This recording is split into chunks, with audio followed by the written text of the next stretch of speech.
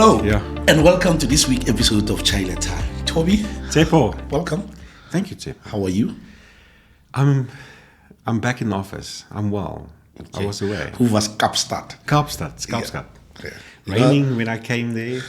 Turned out, well, apparently according to the media, when I went there, it's going to be massive storms and gale force winds. Nothing. It rained the first day. When was that? Saturday morning. It rained a bit, and then from there it was nice. Oh, weather. Europe. We are in winter. Then that side it started raining. Oh, okay. Cape Town, it rains in the winter. Yeah.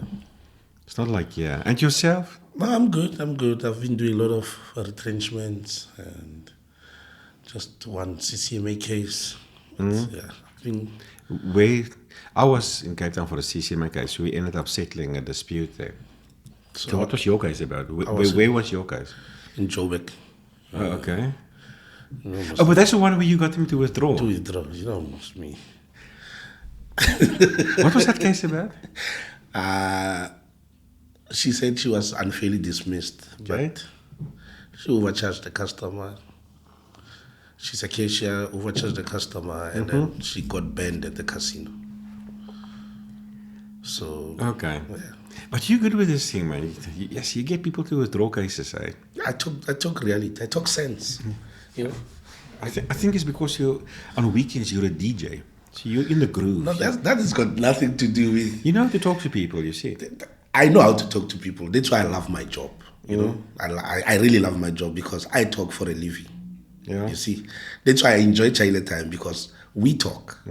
So before we started, you spoke about the story. You manipulate people and you had to implement contracts or something, you said, and then you spoke to them about how nice labor laws are. Before we go there, Yeah. did you see the greatest check of 2025? Okay, I don't know, but I can only guess what you're referring to. Why not 49,000? I read in the Only news. 49. Only 49. But it's a start. I read that comment somewhere, yeah. Thank goodness. Oh, good riddance. Why not 49,000? But at least I suppose 49 is at the start, eh? But I'm worried, man. What are you worrying about? Being working in different industries and different outlets. I used to work, there's this thing we call Bogtown at Monte Casino. So I used to go and work, help there on weekends and stuff. And I would make the most tips, more than anyone, on the bartenders that we used to work. Because I will approach my clients in Afrikaans. Yeah. Môre meneer, hoe gaan dit? My bloed is groen vandaag. Hoe gaan dit? Bokke. That's how I used to do it. In your head. My tip jar will like flat, you see. So my people, I would say my people, Yeah. we love them. My brothers from the other You mothers. see, they still are our people. Yeah. They don't like speaking any other languages than Ons Afrikaans. is boere, man. Ons praat Afrikaans. Yeah, so how are they going to We're survive? struggling. Even here, sometimes I look at my own podcast, I'm like... Afterwards, when I listen to myself, I'm like, ChatGPT, was I supposed to say is or are? I'm like, is sounds so correct, but then later chat says, no, it's supposed to be are. I'm like, you see, we struggle with the English, you see. There's no boerewols that side. I doubt there's even biltong. There's barbecue. Yeah, yes, when I saw the ads there, look, I can understand. Look, obviously we don't know why people leave. You read there in the media, apparently some of them experience farm murders. And if that is the case, look, I can understand. If you're traumatized and you leave because of the pain and hurt, I will never judge a person. But having seen them holding American flags, it's like, no, man. What are those things? So, American something. Huh? Lanyards with some cuts there with an American flag also there. Yeah, but also holding American flag in the so- hand. And that pained me, it pains me, to see them swapping the South African flag for American one. And there's a pastor.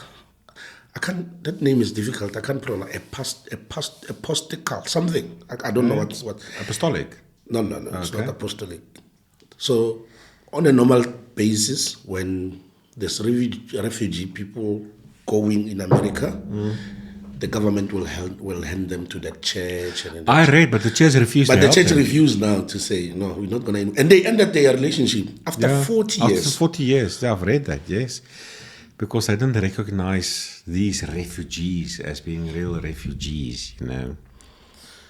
The privileged refugees. I think we must focus. That's what they said. I think we must focus on us now. Hey? Stop this politics. But it is us. It's us South Africans. It's part of our family that's now moving overseas, man. It hurts, you know. Hey? There's a lot of questions here.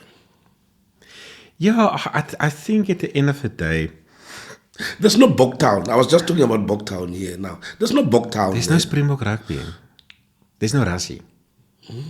There's no Juju, man. There's no Juju there. There's no Juju. Yeah. There is a Zuma. The white version, Mr. Trump. The tariffs. They are the fathers of, the tariffs. Of global politics.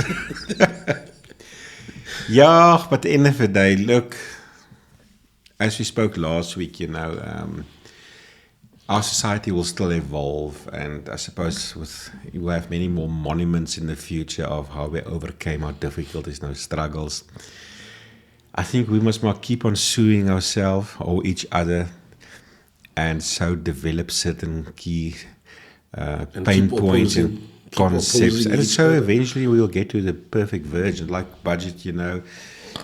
There was a bit of a lawsuit around the budgets, and now suddenly there's a new budget and the parties are agreeing to the budget. You see, we're somehow making this thing now happen. And the unemployment stats came out yesterday. Yeah, it's terrible, man. I was just thinking, you know what, our government just don't have the ability to improve employment. And I was sitting at the airport and I thought to myself, you know, I'm just going to put it out. That's how I felt, you know, and I may be talking nonsense, but I felt that way. The ANC should just close down as a party. Don't you think you will be...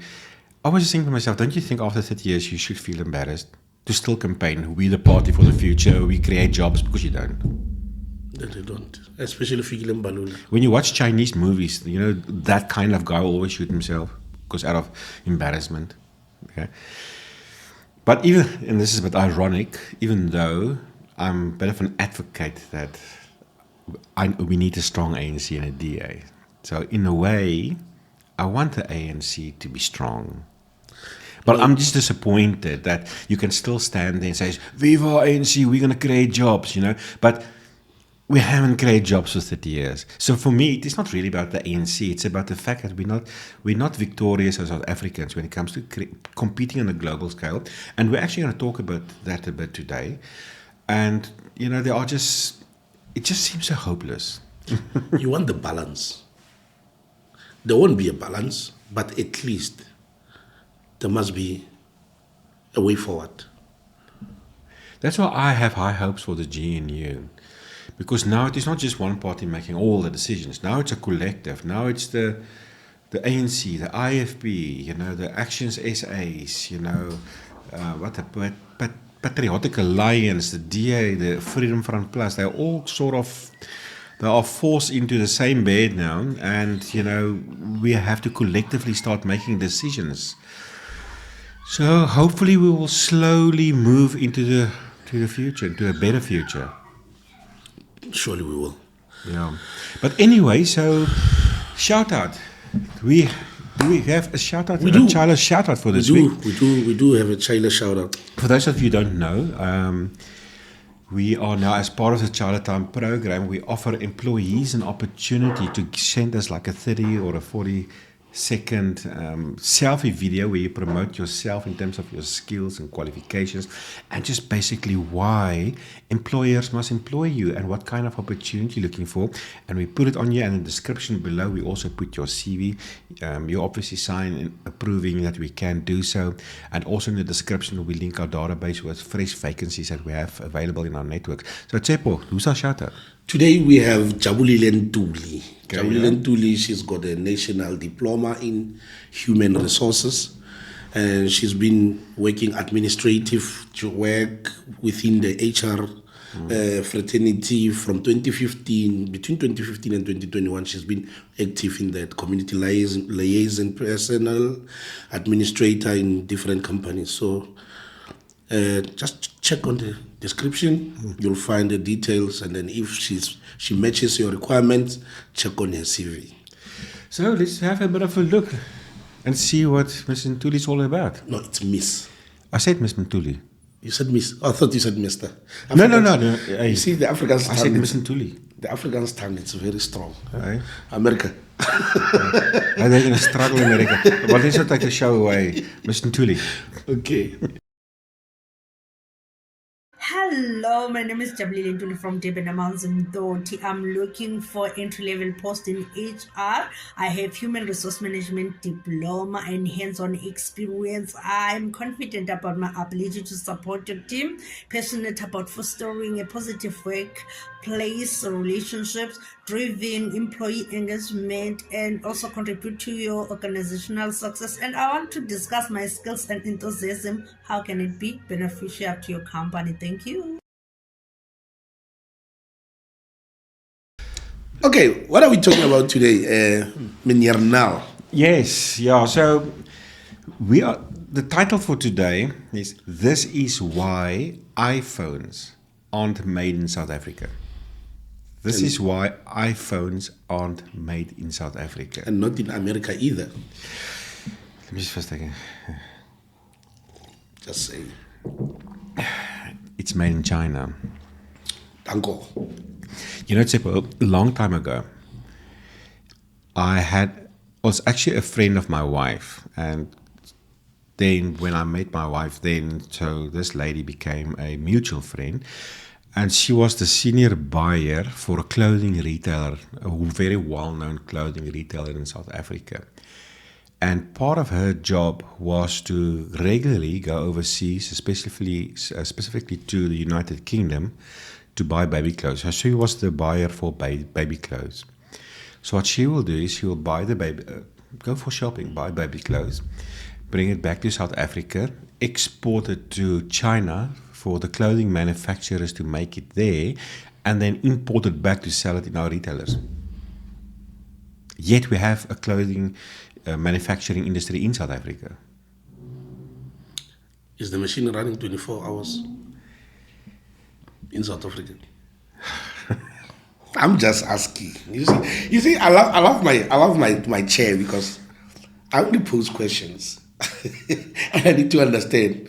So as the viewers at home, our followers need to understand. Is the machine running 24/7 in South Africa?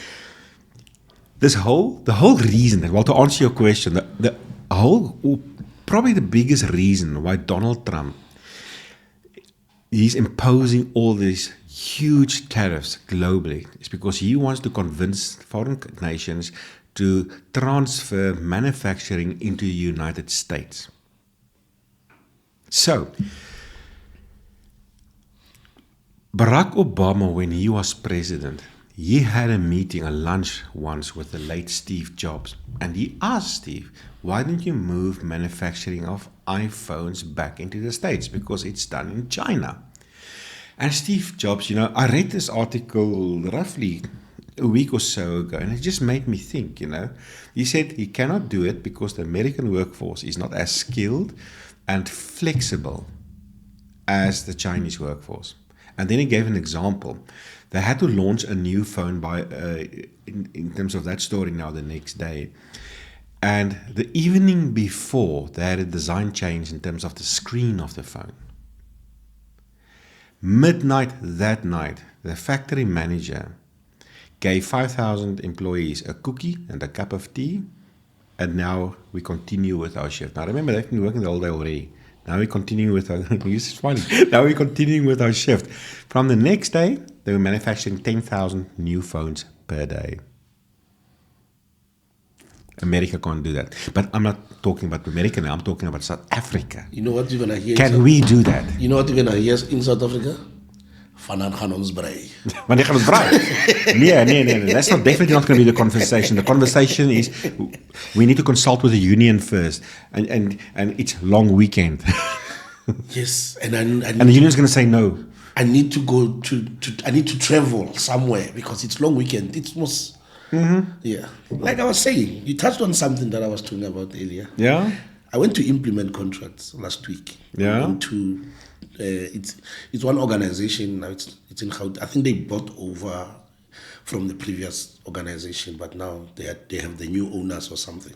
Now they're implementing contracts because they amended few of their clauses on the contract. But now every time when I go and implement, whether it's a policy, whether it's something, whenever I meet strangers, I try to break ice. So my introduction, I introduce myself, who am I, where I'm from, what am I doing, and the purpose why I'm there. And I'm like, everything that is contained here, it's in line with the basic conditions of employment and the nicest thing that ever happened to South Africa.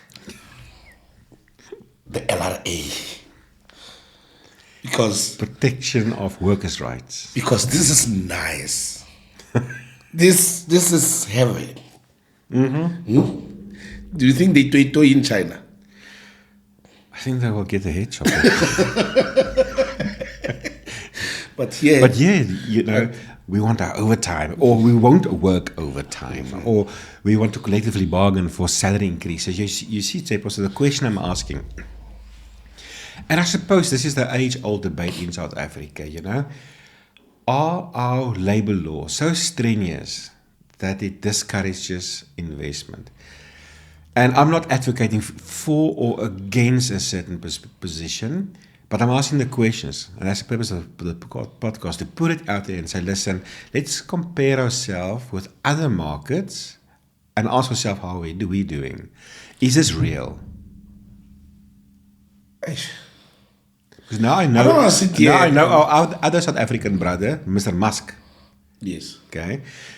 The reason why Starlink is not in South Africa, apparently, is because of BE requirements. Yeah, he must give me 30%. He must give you 30% first. Free! For free. For free! And just this morning, I read in the news, government, our BEE is not working. Companies are approaching this, they are adopting a tick box approach, and it's not real. They're not doing this in good faith. We are failing. It's only benefiting a few. And I've heard that Action SA now want to scrap BE and they've got a whole new plan or whatever the case may be. But this is part of the conversation. Is this real? Is this a problem? Is this real? You know Iscor? Where is Iscor now? Asula Metal, or what did they call it? The other one. Asula Metal. Yes. Where is it now? It's struggling. It's bailouts after bailouts. Because didn't they want to close down? They wanted to close down. Yeah. Because now, also, we mining chrome, taking it Urkant, and Urkant is making money. Well, they're making the products, and then I think steel also is made out of it. If I'm not mistaken, I'll be corrected if I'm wrong. And now, getting steel from China, bringing it here, it's cheaper than getting it from. But that's the thing, we produce all the raw materials, export it, they make the nice things about it, we import it back. And we buy it expensive. Yeah. Is this working? Maybe the viewers will answer. Maybe. But Ramaphosa did say something. He visited an agricultural event yesterday or the day before. And he made a statement saying that there's no place like South Africa. The 49 will be back, he said. No, they will be back, yeah. Huh? Yeah. But this is now the thing. Vanaan gaan ons brei. But this is now the thing, Tsepo. I mean, you're asking, is this working? Yes. But if we adopt the Chinese approach, then will South Africa still be this nice place? I'm not saying one should adopt China style. But we can see China style. It's okay, there's a lot of people in China. And yet we are the ones with like 39% unemployment. And we are hanky-full. Hey? What's a hanky-full? Yeah, this is sad. But anyway, so I want to tell the story. You are also heavily involved in this story. It sort of illustrates the point in terms of the status of our workforce, or the workplace rather, what's happening, okay? bit of a while back, one of our clients, they had a truck company. As I tell the story, I'm sure you will be able to recollect. So that industry is regulated by the National Road Freight Industries Bargaining Council in Braamfontein. So the staff wanted a salary increase and some other benefits too. Now, you have to understand that the industry is regulated by the main agreement in the bargaining council. Now, a bargaining council, for those of you who may not necessarily know, it's when capital and labor comes together. The staff and the unions on the one hand, and employers and employer organizations on the other hand, they come together and they collectively bargain and form a collective agreement in which you agree to terms and conditions of employment. Now, that regulates the industry. In principle, it regulates the parties to the agreement or to the council, and it binds the parties to the council. But most instances, the bargaining council will apply that the main agreement will be extended to non-parties also. So that is why you will find that, if you are operating in an industry with a bargaining council and you're not necessarily registered, that you must actually register. And often the agents will find you out, and then they will give you these hefty compliance orders dating back to the first day of operation. So it makes it actually one of the main purposes of a collective agreement in the bargaining council jurisdiction is to create stability in the workforce. So that's why you will often not find, or you're not supposed to find, strike action. You're not supposed to find collectively bargaining process in context of what is already agreed on sectoral level. Yes.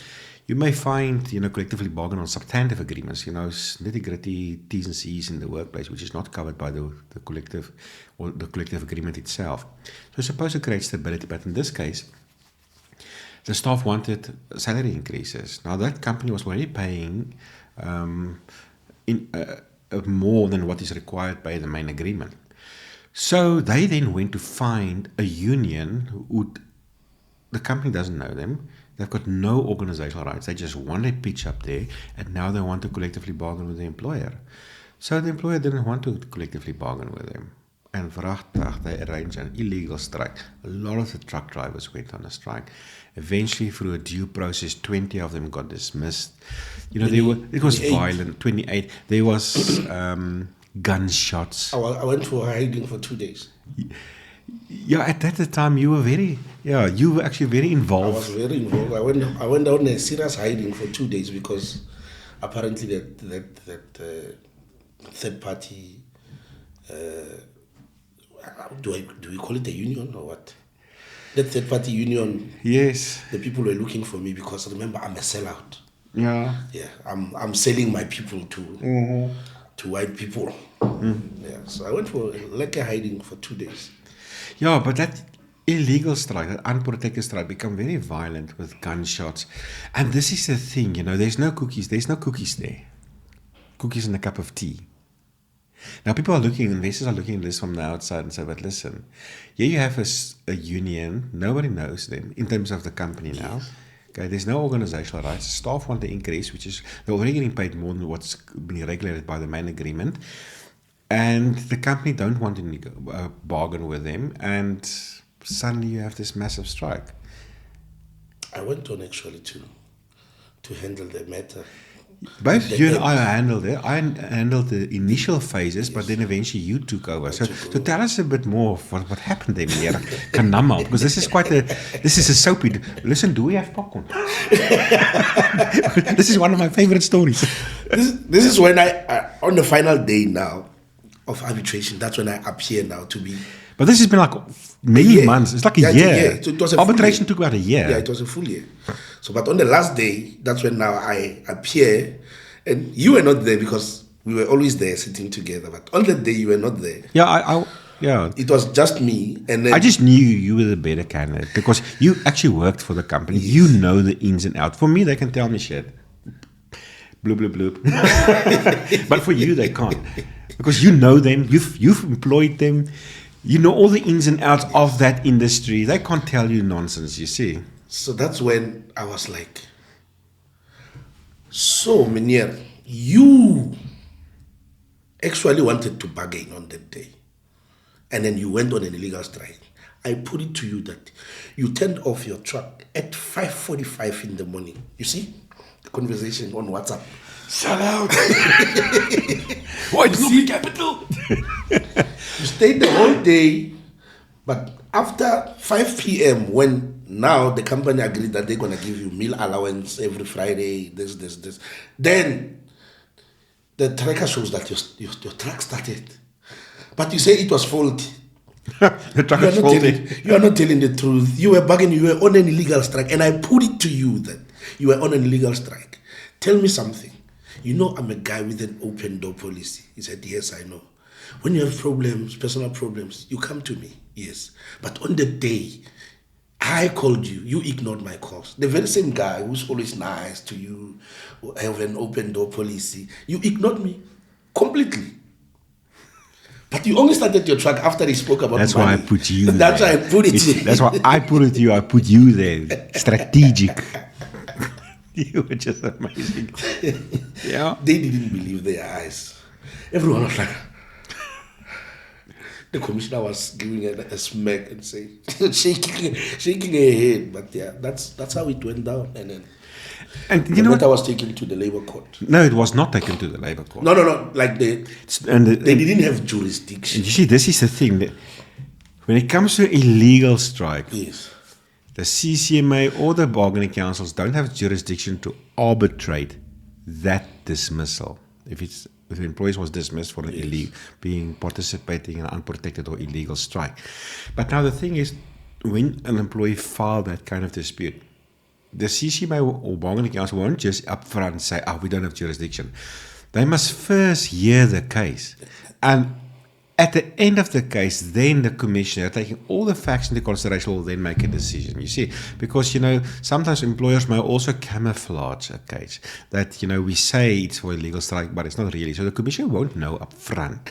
So they will first arbitrate. So in this case, the commissioner arbitrated the whole year, and at the end of the year, I don't have jurisdiction. Oh, yeah. This case must go to the labor court, which means another 2-3 years of your life, 200,000 rand, because you must pay fancy lawyers and advocates. That's now when my friends started asking for my number so that they can put me on their CVs to become reference. But in the law, I want to read that part here, where it deals with the jurisdiction. So if you don't believe me, it's actually in section 191 of the Labour Relations Act, subsection 5, subsection B for Benny.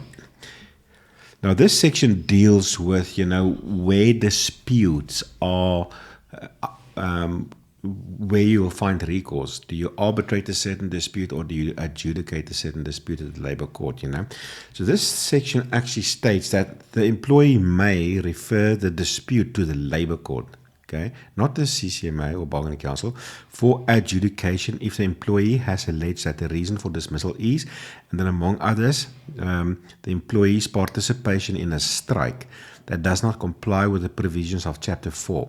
In other words, there's a process to make a strike legitimate, you see. But now, I don't know if you've noticed here, let me read this again. The employee may refer the dispute to the labor court for adjudication if the employee has alleged. Now, this is a thing about when you sue your employer or you file a dispute to the CCMA or bargaining council. It's for the employee to determine the nature of the dispute. So what you will find is employees will disguise this dispute as a normal unfair dismissal, because in that case, the bargaining council does have jurisdiction to arbitrate. So the employees in the application form will say this is an unfair dismissal. But in arbitration, the employer will then raise this jurisdiction point and says, no, this is not really an unfair dismissal case, your normal, typical, standard unfair dismissal case. This is actually a dismissal case based on an illegal strike. And then the commission will hear the matter and make a decision, you see. So employees try to camouflage things, you see. Hence I'm saying, and I always say it, sometimes you can have all the merits for your case and still win it with technicalities. Or lose it. Or lose it. Or lose it on technicalities. So the question I want to leave the audience with, to what extent our ways of doing things in terms of collective bargaining, our labor laws, is it too stringent? And does it scare potential investors away? Because the reality of the matter is you're sitting with a 39% unemployment rate. You're not separate, there's a saying. If you do the same thing over and over expecting different results, that's the definition of stupidity. Yes. But something comes to my mind. So I'm not saying it is like that. No. I'm asking this question. When you're asking that question, I'm not answering it for them, but I'm also asking myself another question. But I will just pose it as with a question mark. You remember how many times in the beginning of the year we dealt with compliance orders? Yeah. So I'm gonna just leave it there. Yeah, but I don't want to leave it there. I'm not satisfied yet. No, I'm just saying in terms of what you were asking is how we do things in South Africa and this LRA scaring investors. But I want to ask you, what do you think? I'll give my opinion too. What is your opinion? All right. Does it scare away? I believe so. Because people who want rents, they don't really necessarily want to follow pros and cons. Especially the ones like the ones that we have. Okay. You know?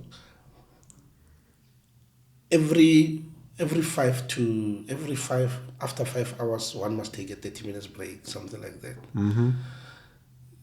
People with rents, they want people to work 12 hours and take a 30 minutes break. That's just who they are. No leave. And after you leave, they don't want to pay for your leave. You see? That's another conversation. I'm just saying, they don't want to really, they just want to focus on making money. I'm not saying it's the right thing, but in the world that we're living in, they don't want to follow the law and the rules. My opinion, I think to a large extent it actually doesn't. To a large extent. There is some truth to it, but to a large extent I don't think our labor laws is a hindrance to investment. Why? If you think about this, for investment to assist with the unemployment rate, now we're typically talking about foreign investment. Now, foreign investment, it's typically big corporate companies. We're talking about big money here. Okay. Now, companies know that if you want to compete in a global marketplace, there will always be regulations. Doesn't matter what country you go to.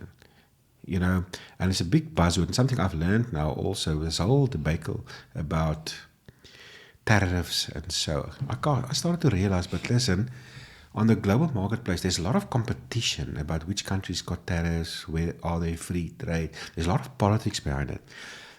Some country in Africa has now apparently cancelled its free trade agreement with South Africa because we refuse to take in their bananas. Burkina Faso. And it makes you also think, because obviously South Africa must protect its own banana industry. You see, so companies know that if you trade globally, there's always T's and C's. So, and South Africa is no different than any other company. And China will have their T's and C's too. Okay? And this is part of the big thing, China flood the market with cheap products, but they close their own markets to some extent. You see. So at the heart of investment is the motivation to make money.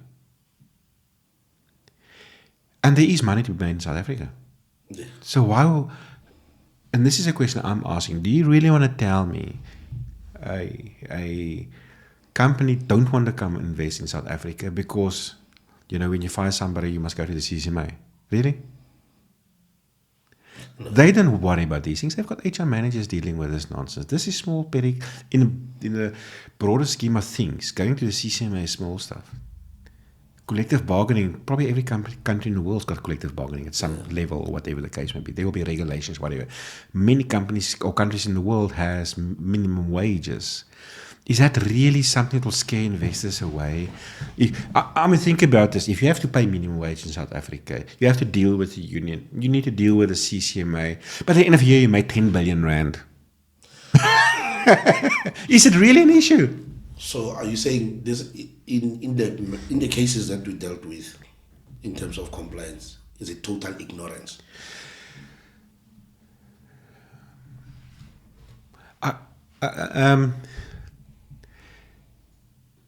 I can't say it's total ignorance.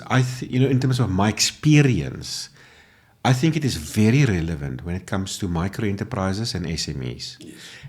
Because I can see from our clients, your SMEs, your small and medium enterprises, they struggle to comply. But now you must understand also the spin-off here. A lot of SMEs, they hate bargaining councils. Yes. But now, Tsepo, have you ever considered that the big players in an industry, they want the bargaining council? Because it's a way of locking the competitors out of the market. There's a pie that's only so big. Yes. The big players, they want the bargaining councils. And they want the minimum wages to be high. Why? Because they can afford it. But Yanni can't afford it. Let's look MIPCO, Motor Industries Bargaining Council. Your big players, Ford and whatever they may be, they can afford the benefits and the T's and C's of the man agreements. But if you're a mechanic and you start a mechanic shop in your home tomorrow, you must also comply with that. But I can't afford. But you can't afford. That's the point. Ford don't want you to have your mechanic shop in the yard. Because they want their people to take their So the big players are lobbying the industry to lock out the smaller players in the industry. You see, so there's a lot of dynamics, and every country's got this. It's called human politics. game of chess again. It's a game of chess. So, but now once again, to come back to to answer your question on the compliance side of things, I understand that compliance is a massive issue for micro enterprises and SMEs, okay? But the big corporates, and that's the kind of money you probably want to attract from foreign investors. I don't think compliance, I'm not convinced that compliance is that big an issue. I do think there is something now in terms of this Apple story, this iPhone story, the flexibility of the workforce, that if you suddenly need to make a change, structurally we may have a bit of a problem, because I know in China, in the manufacturing space, structurally a lot of employers will have large dormitories and canteens where staff actually sleep there, so they can just ring a bell, ding-a-ling-a-ling, and suddenly, we produce 10,000 new phones. South Africa, there's no transport and all these kind of things. So structurally, there's a bit of an issue. I know there's a culture of there's a 996 culture in China, in some of the industry, meaning that, staff work from 9 in the morning till 9 in the evening, 6 days a week. So I think structurally there may be a bit of an issue. But I'm not convinced, I'm not there yet, where I'm completely convinced that our labor laws are scaring investors. Maybe BE, like in the Starling case, I can understand that. Which investor wants to give their shares away? That's crazy, okay? So I think there's some truth to it, but the toy-toying and the CCMA and all these kind of things scaring people, investors away, I'm not there. I'm not convinced. I'm still convinced that if you can make money now, you will deal with the CCMA. Anyway, no, handful. No. A mouthful, yeah. So, but that's the question we leave for this week. To what extent are our laws too strenuous? To what extent are we too full of shit that investors don't want to go invest in this country, given our high unemployment rate? Maybe our problem is that we don't know how to sell our country as a product. We always hear potholes, Eskom, all this nonsense, but corruption. Yeah, but we have such a beautiful country. We need to advertise our benefits. Sometimes you will read in the media, we have some of the best medicine in the world. We have some of the best finance in the world. Sites. We have some of the best legal system in the world. I mean, globally, our lawyers are kicking ass, man. But we need to hear these stories more. I read, when I was still in cinema, I read articles like, if they are making a movie in Africa somewhere, if Americans make movies in Africa and there's an injury, they will fly the people all the way to South Africa for medical treatment because of our quality and expertise. And I believe Steve Biko is one of the best academic hospitals you can ever get. But you see, but maybe we're not promoting this. We're just promoting potholes and juju. Kill the boer! We need to promote our benefits and who we are. Maybe we're not. Maybe we suck at sales. We must rebrand. Maybe we just rebrand we and need send to some rebrand. salesmen all over the world. But anyway, that's for this week, Tsepo. And let's give some time for job review. We have job review, so you don't leave now yet. Now you're going to see some fresh vacancies that's available in South Africa just after we conclude here now. So anyway, I'll see you next week. Thank you very much, Toby. Thank you. Bye. Bye-bye. Good morning, everyone. Let's have a look at some of the vacancies posted nationwide on our Harmony Peoples Network this week. First up, at the Midrand Christian College, there's an opening for a business studies and accounting teacher. Midrand Christian College is also looking for a computer science teacher. A company in Sandton is looking for a senior HR business manager. Afrinov in Midrand is looking for a junior sales and marketing officer, and Souther Ropes in Woodstock is looking for a key account manager. For the full information of the mentioned positions, how to apply, as well as more available positions, find the vacancy link in the description. You will also find a link to a useful video on how to compose a winning CV and have a successful interview. Tune in again next week for more Harmony vacancies.